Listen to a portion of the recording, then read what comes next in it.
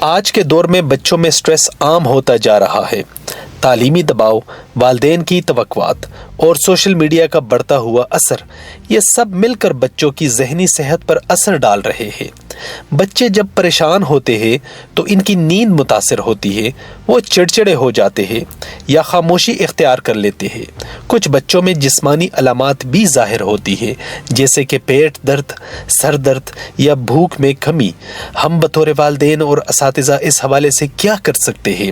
سب سے پہلے بچوں کو سنیں، ان کی بات سمجھنے کی کوشش کریں، ان کے جذبات کو نظر انداز نہ کریں۔ دوسرا، تعلیمی دباؤ کم کریں، امتحانات اور نمبروں سے زیادہ بچوں کی سیکھنے کی خوشی پر توجہ دیں۔ تیسرا، انہیں کھیل کود اور آرام کے مواقع دیں۔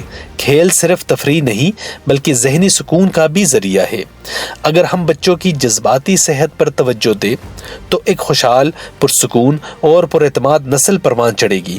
یاد رکھیں، ایک خوش بچہ ہی ایک کامیاب بچہ ہوتا ہے۔